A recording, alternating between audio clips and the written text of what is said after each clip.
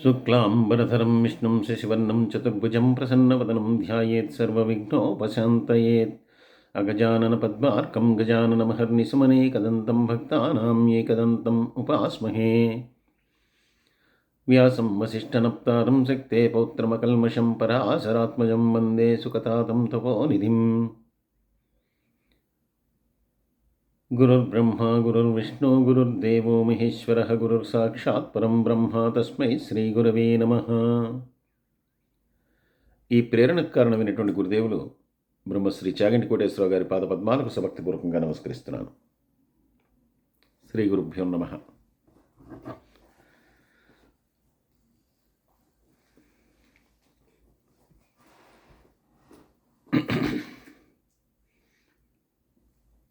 సోనకాది మహామునులందరికీ కూడా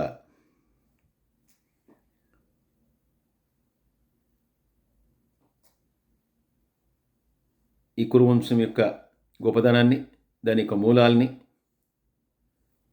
ఆ వంశము ఎలా వచ్చింది అనేటటువంటి దాన్ని చెప్తున్నటువంటి వాడైనటువంటి ఆయన చెప్తున్నారు. ఈ రకంగా యయాతి కుమారుడైనటువంటి పూరుడు చక్రవర్తిగా పరిపాలన సాగిస్తూ ఉన్నాడు. ఆ యయాతి అనేటటువంటి ఆయనకి కౌసల్య అనేటటువంటి ఆవిడ వలన జనమేజయుడు, అంటే ఇప్పుడు మనం ఏ జనమేజయుడైతే పరీక్షిత్ మహారాజు గారి కుమారుడు, ఏ జనమేజయుడైతే ప్రశ్నించాడో తన యొక్క వంశం గురించి, ఆయన కాదు, అంతకుముందు జనమేజయుడు అనేటటువంటి వాడు పూర్ణుని యొక్క కుమారుడుగా ఉన్నటువంటి వానికి కూడా అదే యొక్క నామధేయం. ఆ జయంతునికి అనంత అనేటటువంటి ఆమె వలన ప్రాచిస్వతుండు అనేటటువంటి ఆయన కూడా అన్ని దిక్కుల్ని కూడా జయించి ఆయన కూడా చాలా గొప్పగా రాజ్యాన్ని పరిపాలించాడు. ఆ ప్రాచీన్వంతుడికి అశ్మకి అనేటటువంటి ఆవిడికి సంయాతి అనేటటువంటి వాడు, ఆ సంయాతి అనేటటువంటి ఆవిడికి వరాంగి అనేటటువంటి ఆమె వలన ఘృతవీర్యుడు, ఆ ఘృతవీర్యుడికి భానుమతి వలన జయత్సేనుడు, తర్వాత వాళ్ళకి సుశ్రవ అనేటటువంటి ఆమె వలన ఈ జయత్సేనుడికి సుశ్రవ అనేటటువంటి ఆమె వలనటువంటి కలిగినటువంటి వాడు నవాచీనుండు. ఆ నవాచీనునికి విదర్భరాజ పుత్రిక అయినటువంటి మర్యాద అనేటటువంటి ఆమె వలన నరిహుండు. వాళ్ళకి మళ్ళీ నాంగి అనేటటువంటి ఆమెకి, ఈ నరిహుండు అనేటటువంటి ఆమెకి మహాభౌముండు. ఆ మహాభౌమునికి ప్రసేనజిత్తు కుమార్తె అయినటువంటి సుపుష్టకు నయుతానీకుండు అనేటటువంటి ఆయన. వాళ్ళకి బృదుశ్రవసుని యొక్క కుమార్తె అయినటువంటి కామ అనేటటువంటి ఆమె వలన నక్రోధుడు అనేటటువంటి వాడు. ఆ నక్రోధుడికి కాళంగి అనేటటువంటి ఆమె వలన దేవాతిథ అనేటటువంటి ఆయన. ఆ దేవాతిథ అనేటటువంటి ఆయనకి వైదేహి అనేటటువంటి వాళ్ళకి రుచీకుండు. ఆ రుచీకుండు అనేటటువంటి ఆమెకి సుదేవ అనేటటువంటి ఆమె వలన రుక్షుండు. ఆ రుక్షునికి దక్షక ప్రజాపతి యొక్క పుత్రిక అయినటువంటి జ్వాల అనేటటువంటి ఆమె వలన మతినారుండు అనేటటువంటి వాడు. ఈ మతినారుండు అనేటటువంటి వాడు అనేకమైనటువంటి సత్రయాగాలు నిర్వహిస్తున్నటువంటి సమయంలో, అంటే సత్రయాగం అంటే మనకి 13 రోజుల నుండి 100 రోజుల వరకు సాగేటటువంటి యాగం ఏదైతే ఉందో దాన్ని సత్రయాగం అని చెప్పి ఇక్కడ చెప్పబడుతోంది. అటువంటి మతినారుడు ఆ సత్రయాగాన్ని సరస్వతీ నదీ తీరంలో చేస్తూ ఉన్నప్పుడు ఆ సరస్వతీ నదికి ఈ మతినారుని యందు అనుగ్రహం కలిగి ధర్మబద్ధంగా ఆయన్ని వివాహం చేసుకోవటం వలన త్రసుడు అనేటటువంటి ఆయన, ఆ త్రసుడు అనేటటువంటి ఆయనకి కాళింది అనేటటువంటి ఆమె వలన ఇరినుడు, ఆ ఇలునుడికి రథంతరి అనేటటువంటి ఆమె వలన దుష్యంతుడు జన్మించారు. ఈ దుష్యంతుడు చిన్నప్పటి నుంచే చాలా శౌర్య పరాక్రమాలు కలిగినటువంటి వాడు. ఈయన చిన్నతనం నుంచే, అంటే ఎలా అయితే శ్రీకృష్ణుడు తన యొక్క బాల్యలీలను చూపించాడో అలాగే ఈ దుష్యంతుడు కూడా తన యొక్క పరాక్రమాన్ని చూపిస్తూ చిన్నప్పటి నుంచే అడవిలో ఉన్నటువంటి పులులను కానీ సింహాలని కానీ వీటన్నిటిని కూడా ఎటువంటి భయం లేకుండా పట్టుకుంటూ, అలాగే వృక్ష సమూహాల్ని పర్వతాలని కూడా కదిలించేటటువంటి గొప్ప శక్తి పరాక్రమాలని తను చూపిస్తూ భూలోకంలో చాలా గొప్ప రాజుగా ఈయన దుష్యంతుడు చక్రవర్తిగా, రాజుగా కూడా కాదు దుష్యంతుడిగా పేరు తెచ్చుకున్నాడు. అంటే అమితమైనటువంటి పరాక్రమం కలిగినటువంటి వాడుగా ఈ దుష్యంతుడు పేరు పొందాడు. ఈ దుష్యంతుడు జనరంజకమైనటువంటి పాలన చేశాడు. ఆయన పాలనలో రాజ్యమంతా కూడా ఎటువంటి రోగములు, ఎటువంటి దుఃఖములు, అలాగే ఎటువంటి నష్టాలు కూడా లేనటువంటిది. చాలా ఆయన యొక్క ధర్మవర్తనతోటి బ్రహ్మాండంగా రాజ్యం అంతా కూడా పరిపాలింపబడింది. అటువంటి దుష్యంతుడు ఒకానొక రోజున వేటకు వెళ్ళాడు. వేటకు వెళ్ళి అనేక మృగాల్ని వేటాడిన తర్వాత ఆయన ఒక పరమ రమణీయమైనటువంటి ఒక ఆశ్రమాన్ని చూశాడు. ఆ ఆశ్రమం కణ్వ మహర్షి, అంటే కణ్వుడు అనేటటువంటి ముని యొక్క ఆశ్రమం అది. ఆ ఆశ్రమంలో అక్కడ కొంతమంది కన్యలు ఆయనకు కనిపించారు.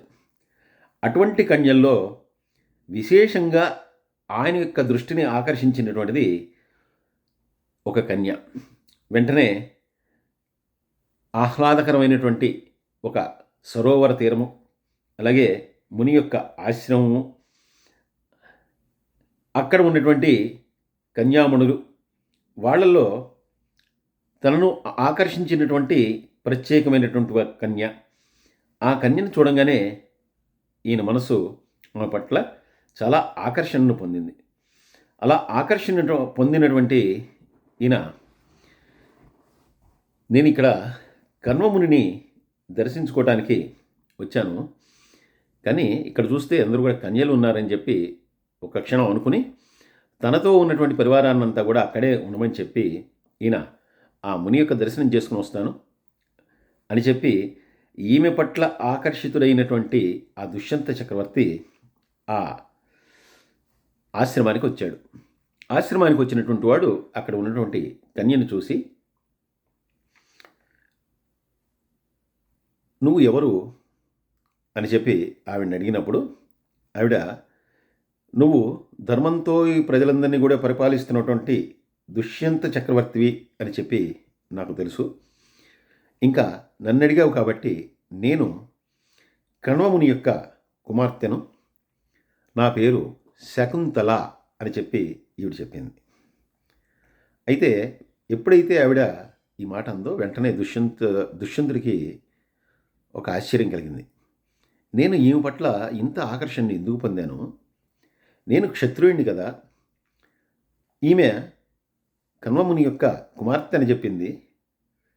ఒక ముని కుమార్తె పట్ల క్షత్రియుడిని అయినటువంటి నేను ఇంత ఆకర్షణని పొందటం ఏమిటి అని చెప్పి వెంటనే ఈయన ఆవిడని అడిగాడు. కణ్వముని అనేటటువంటి వాడు సన్యాసాశ్రమాన్ని స్వీకరించి ఇంద్రియాలన్నింటినీ కూడా నిగ్రహించి ఎంతో గొప్ప తపస్సు చేసినటువంటి వాడు. అటువంటి కణ్వమునికి నువ్వెలాగా కూతురు అయ్యావు? అంటే ఒక సన్యాసాశ్రమంలో ఉన్నటువంటి వాడు సాధారణంగా అన్నీ త్యజించినటువంటి వాడే సన్యాసాశ్రమానికి వెళ్తాడు. అందువల్ల అటువంటి సన్యాసాశ్రమంలో ఉన్నటువంటి ఆయనకి నువ్వు ఎలా కూతురు అయ్యావని చెప్పి ఆయన అడిగాడు. అప్పుడు ఆవిడ, నేను కణ్వముని చేత పెంచబడినటువంటి దాన్ని కాబట్టి ఆయన యొక్క కుమార్తెనయ్యాను. దీనికి అంటే అసలు తన కన్న తల్లిదండ్రులు వేరే ఉన్నారు. కానీ కణ్వముని నన్ను సంరక్షించాడు, నన్ను ఇంతవరకు పెంచి పోషించాడు కాబట్టి ఆ కణ్వముని యొక్క కుమార్తెగా నేను చెప్పబడతాను. నా పేరు శకుంతల అని చెప్పి ఈవిడ చెప్పింది. అయితే నీ యొక్క తల్లిదండ్రులు ఎవరు అని చెప్పి అడిగినప్పుడు ఆవిడ చెప్తుంది, విశ్వామిత్రుడు అనేటటువంటి గొప్ప రాజర్షి మహర్షి ఉన్నారు. ఆ విశ్వామిత్రుడు తీవ్రమైనటువంటి తపస్సు చేస్తుంటే, అంటే ఆయన బ్రహ్మర్షిగా, అంటే వశిష్ఠుడితో సమానమైనటువంటి స్థానాన్ని పొందాలి అనేటటువంటి ఒక తీవ్రమైనటువంటి నిశ్చయంతో ఆయన తపస్సు చేస్తున్నాడు. అలా తపస్సు చేస్తున్నటువంటి సమయంలో ఈయన యొక్క తపోబలానికి, తన యొక్క ఇంద్ర పదవికి ఎక్కడ అడ్డం పడతాడో అనేటటువంటి ఒక ఉద్దేశంతో ఇంద్రుడు తన యొక్క అప్సరల్లో ఒకరైనటువంటి మేనకని ఆయన్ని ఎలా అయినా సరే ప్రలోభపెట్టి ఆయన యొక్క తపస్సుని భగ్నం చేయవలసిందిగా ఆ మేనకని ఆదేశించాడు. అలా ఇంద్రుని యొక్క ఆదేశంతో మేనక ఈ విశ్వామిత్ర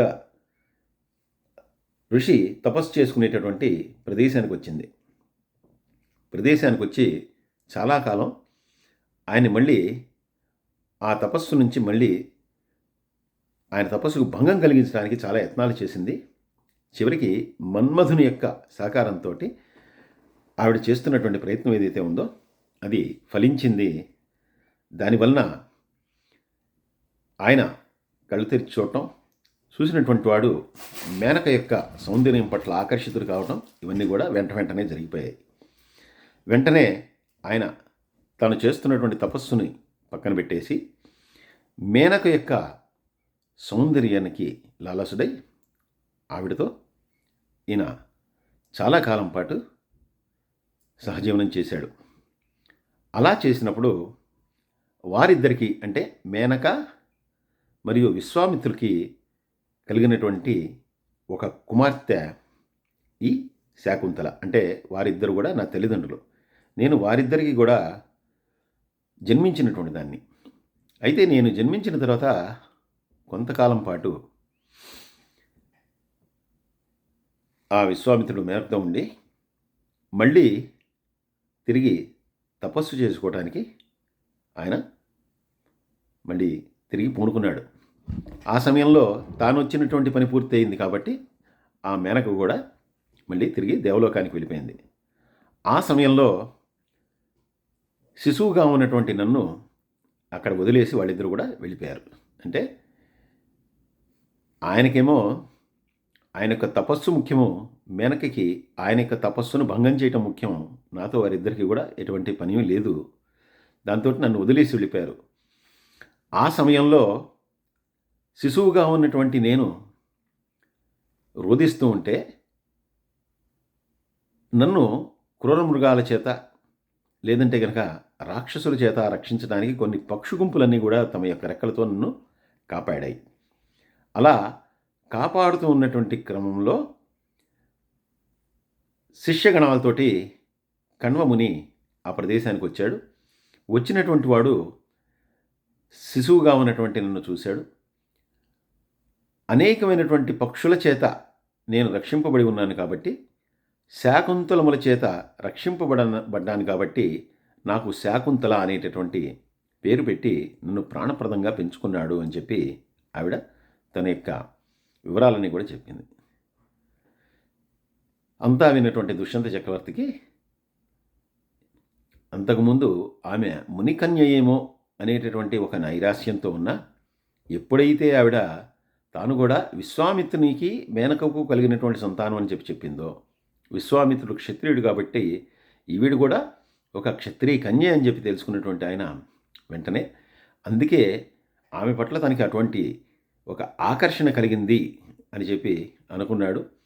వెంటనే ఆమెని,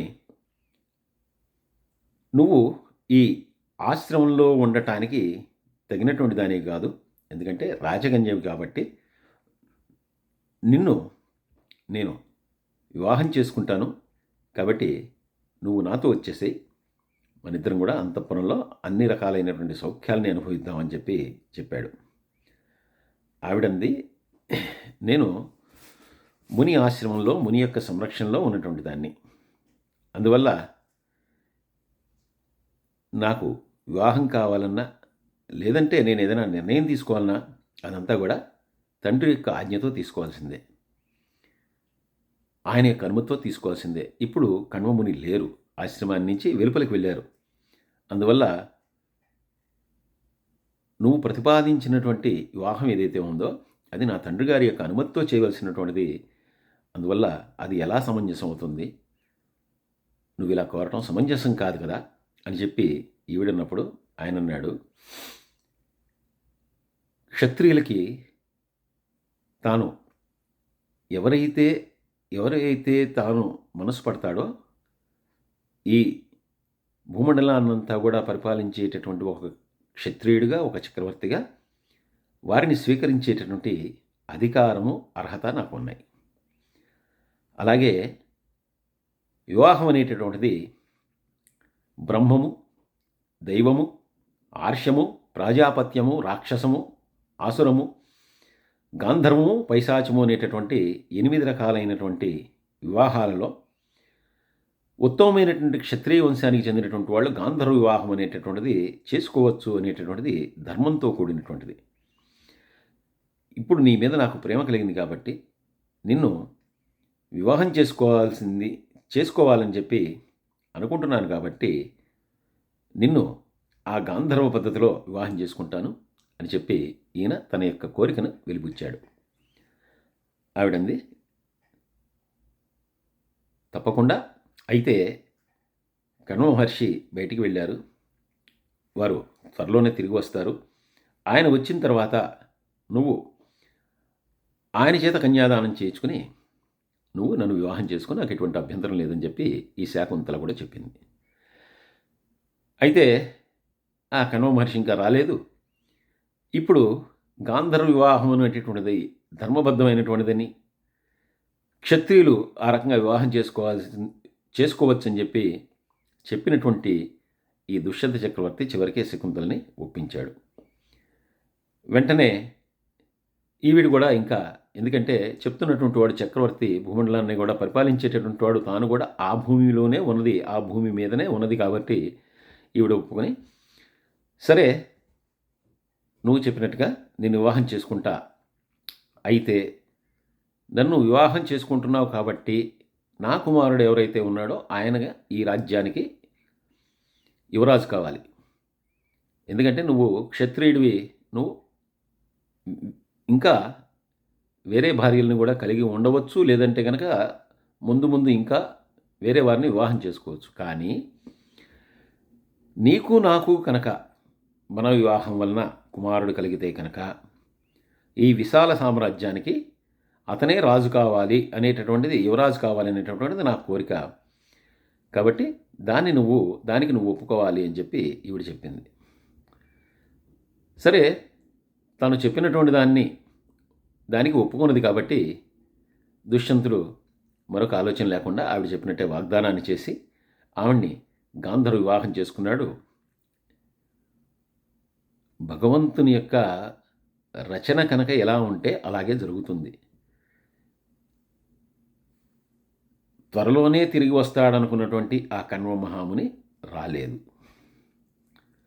దాంతో దుష్యంతుడు వివాహం చేసుకున్న తర్వాత కొన్ని రోజులు అక్కడే ఉన్నాడు, ఆవిడతో సమయాన్ని గడిపాడు, సంసారాన్ని చేశాడు. చేసిన తర్వాత అంటే అప్పటికి కూడా ఈ కణ్వ మహర్షి ఇంకా తిరిగి రాలేదు.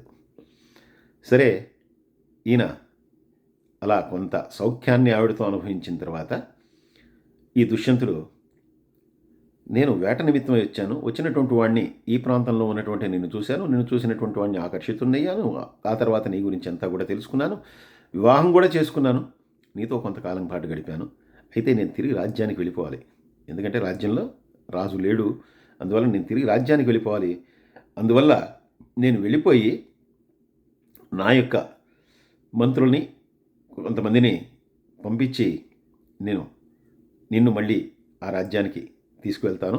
ఎందుకంటే ఇప్పటిదాకా నిన్ను పెంచి పోషించినటువంటి వాడు ఆ కణ్వ మహర్షి. ఆయన యొక్క అనుమతి లేకుండా నిన్ను తీసుకెళ్ళడం అనేటటువంటిది ధర్మం కాదు. కాబట్టి నేను ఆ మహర్షికి తెలియజేసిన తర్వాత నేను నా పరివారాన్ని పంపి నేను నిన్ను తీసుకువెళ్తాను అని చెప్పాడు. ఆవిడ కూడా తప్పకుండా ధర్మబద్ధంగానే మాట్లాడావు కాబట్టి నువ్వు తప్పకుండా అలాగే తీసుకువెళ్ళు అని చెప్పి ఆవిడ కూడా చెప్పింది. ఈ రకంగా దుష్యంతుడు తిరిగి తన రాజ్యానికి తాను వెళ్ళిపోయాడు. వెళ్ళిపోయిన తర్వాత కొన్నాళ్ళకి ఈవిడ గర్భవతి అయింది. గర్భవతి అయ్యి ఒక కుమారుణ్ణి కన్నది. తండ్రి ఎంతటి పరాక్రమశాలో అంతటి పరాక్రమవంతుడైనటువంటి వాడుగా ఈ పిల్లవాడు పెరుగుతూ ఉన్నాడు. బాల్యం నుంచే ఆ ముని యొక్క ఆశ్రమంలో పెరుగుతూ ఉన్నాడు. అంతేకాకుండా తండ్రిలాగే విపరీతమైనటువంటి శౌర్య పరాక్రమాలు కలిగినటువంటి వాడు. ఎలా అయితే తండ్రి చిన్నప్పుడు అక్కడ ఉన్నటువంటి క్రూరమృగాలన్నిటితో కూడా ఆడుకున్నాడో, అలాగే ఈ భరతుడు కూడా ఈ అడవిలో ఉండేటటువంటి అన్ని క్రూరమృగాలని కూడా చాలా గొప్పగా ఎదుర్కొనేటటువంటి వాడు. వాటన్నిటినీ కూడా చాలా తేలిగ్గా అవలీలగా ఓడించేటటువంటి వాడు. అంతేకాకుండా సింహాల మీద స్వారీ చేస్తూ ఉండేవాడు. ఏనుగుల్ని పట్టుకుని చెట్లకు కట్టేస్తూ ఉండేవాడు. ఇలాగా అత్యంత శౌర్య పరాక్రమాలతోటి ఇతను ఈ భరతుడు అనేటటువంటి వాడు ఆ ముని యొక్క ఆశ్రమంలో పెరుగుతూ ఉన్నాడు. వెళ్ళిపోయినటువంటి దుష్యంత చక్రవర్తి మళ్ళీ తిరిగి తన సేనాన్ని పంపించలేదు, ఈవిడ్ని తీసుకుని వెళ్ళనే లేదు. కానీ ఈ భరతుడు మాత్రం పెరిగి పెద్దవాడు అవుతున్నాడు. ఇలాగా ఈ లోపల కణ్వ మహాముని తిరిగి వచ్చాడు. తిరిగి వచ్చి జరిగిందంతా కూడా తన యొక్క కుమార్తె ద్వారా తెలుసుకున్నాడు. భరతుడి యొక్క ఆయన జాతకాన్ని పరిశీలించాడు. భరతుడు భవిష్యత్తులో చాలా గొప్ప చక్రవర్తి అవుతాడు అని చెప్పి ఆయన అప్పుడే గ్రహించాడు. ఇలా కొన్ని సంవత్సరాలు గడిచిపోయాయి. అయినా కూడా ఈ దుష్యంత చక్రవర్తి వచ్చి ఈవిని తీసుకెళ్ళలేదు. దాంతో ఈయనే కణ్వ మహర్షి, నువ్వు నీ కుమారుని తీసుకుని ఆ భరతుడి దగ్గరికి వెళ్ళు, దుష్యంతుడి దగ్గరికి వెళ్ళి ఇక నువ్వు ఆయనతో పాటుగా అక్కడ ఉండి సుఖించు. ఇప్పటికే చాలా కాలం పాటు ఈ ఆశ్రమంలో ఉండిపోయామని చెప్పి ఈవిడ్ని కోరాడు. ఆవిడ సరే అని వెళ్ళింది. వెళ్ళిన తర్వాత విధి విలాసం దుష్యంత చక్రవర్తి ఈవిడ్ని గుర్తుపట్టలేదు. గుర్తుపట్టకపోయేసరికి ఈవిడ అనేక రకాలుగా మళ్ళీ జరిగినటువంటి దాన్ని అంతా కూడా వివరించి మళ్ళీ దుష్యంత చక్రవర్తి జరిగినటువంటి దాన్ని గ్రహించే రకంగా అనేక రకాలుగా ఈవిడ ప్రయత్నం చేసింది.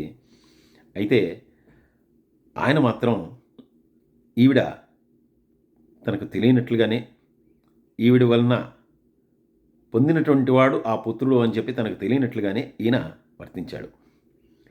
ఈ రకంగా అనేక రకాలుగా తాను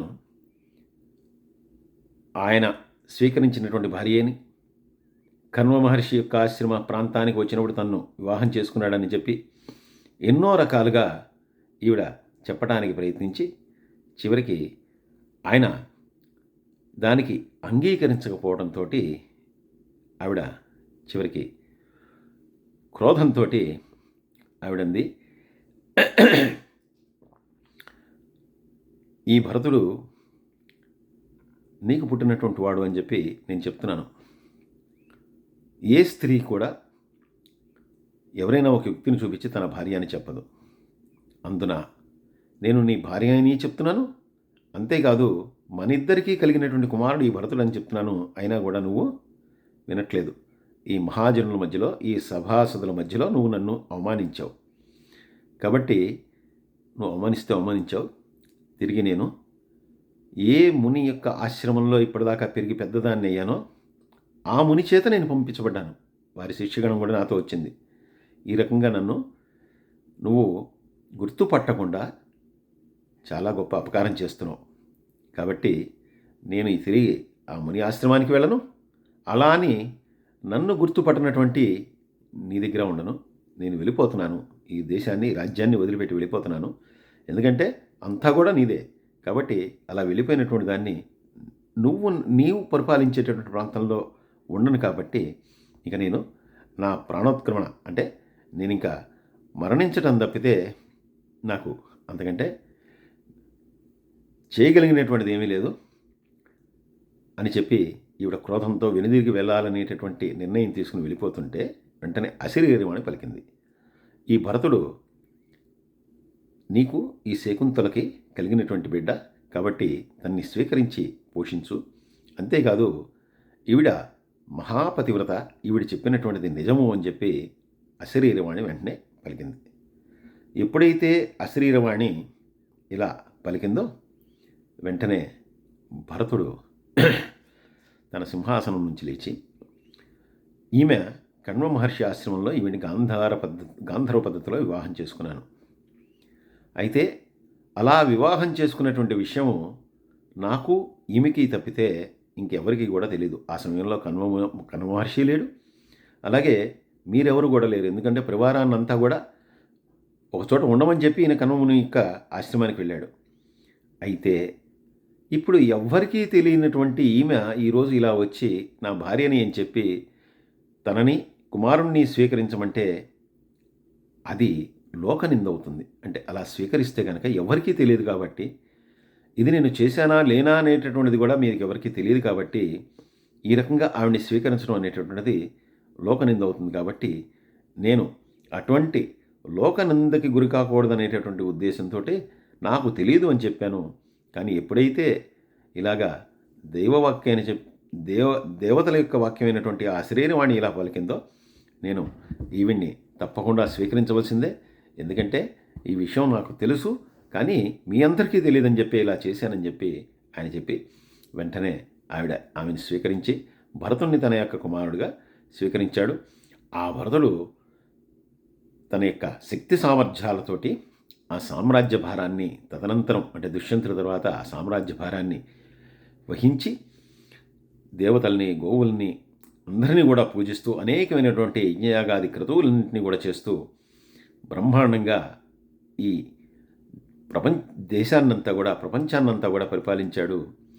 ఆ భరతుడి పేరుతోనే భారతదేశము అనేటటువంటి పేరు మన దేశానికి వచ్చింది. సర్వే జనా సుఖినో భవంతు, సమస్త లోకా సుఖినో భవంతు. స్వస్తి.